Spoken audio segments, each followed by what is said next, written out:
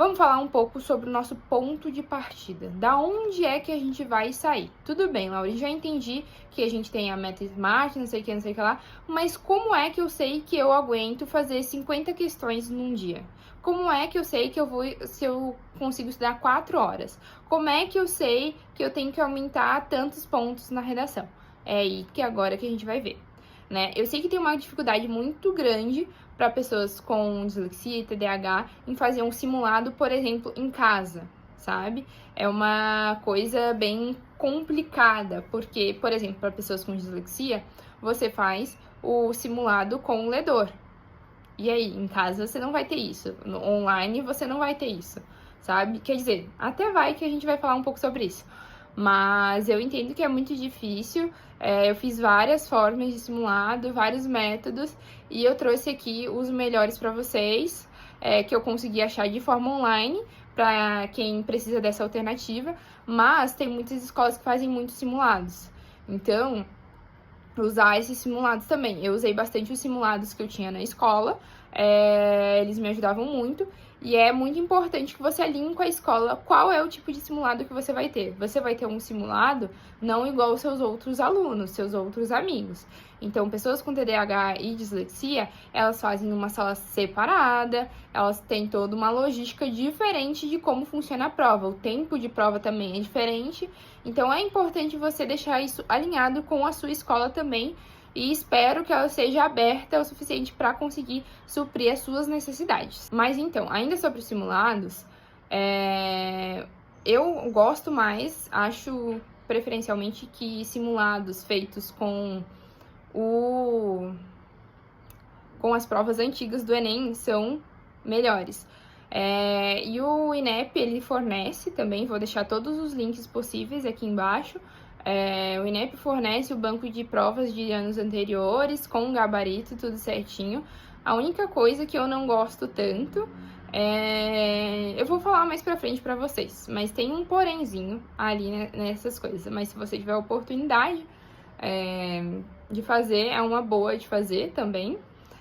O ruim, um dos ruins, é que você não consegue, por exemplo, corrigir pelo método TRI, né? Tem alguns sites que até fazem ali, mas né, é difícil pegar uma redação antiga e conseguir corrigir no método TRI. Além do INEP, do site, a gente tem mais alguns sites que eu vou deixar listado aqui para vocês, que fazem essa correção, que dão a disponibilidade de você fazer um simulado, não necessariamente dos anos anteriores, mas te dão a oportunidade de fazer um simulado e corrigir com o método TRI, que é o método que é corrigido ali as provas do Enem, que é teoria do acerto ao item, se eu não me engano, é assim que se fala. E é bem específico, né? Então, se a gente for calcular, dá mais ou menos 22 pontos, 222 pontos para cada questão ali que você tem no Enem.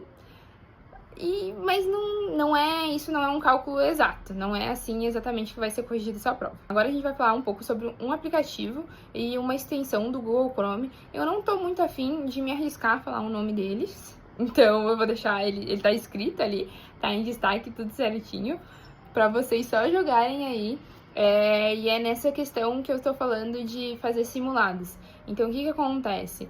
É um aplicativo, né? Vamos chamar assim, uma extensão do Google, que ela vai ler para vocês PDFs, né? E vai ler também sites. Então, eu usava muito para fazer uma simulação do que ia ser um Enem para mim, porque ia ter de fato alguém lendo. E ela não tem uma voz tão robotizada quanto as outras, eu testei várias ferramentas, essa é muito boa, foi criada por um disléxico, inclusive, e eu gosto muito delas. Então, se você precisar ler PDF, ela é gratuita, durante um tempo, durante não sei quantos PDFs. Eu sei que, se eu não me engano, a extensão é gratuita, tipo, eternamente. Então, há alguns sites de fazer simulação de Enem, não sei o que, dá pra usar, muito boa, recomendo super. Ajustar a velocidade de voz, ajustar onde que vai começar a ler, ajustar tudinho. Então, se tiverem a oportunidade, baixem e usem para fazer o simulado aí, tá bom? Coisa importantíssima que eu via muito entre os meus amigos e eu não entendia, mas eu sei que muita gente faz, que é fazer o simulado e não corrigir. Gente, não dá. Não dá pra fazer o simulado e não corrigir, entendeu? Você vai sentar, vai pegar esse simulado, vai conferir gabarito e, além do gabarito, vai conferir questão. Se possível, se mostrar a resolução dessas questões, porque a gente precisa entender onde são os nossos gaps, onde são os nossos pontos fracos, pra gente melhorar essa parte. É extremamente importante a correção crítica desses simulados.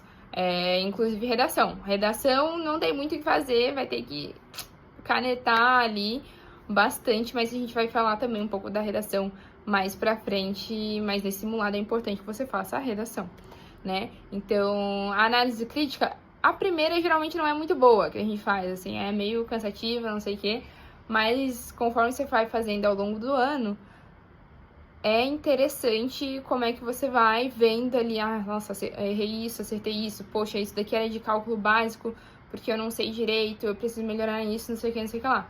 Então, essa parte também é muito importante de correção da redação. Quero todo mundo corrigindo essa redação, anotando o número de acertos, anotando o número de erros, sabendo direitinho qual questão acertou, qual questão não acertou.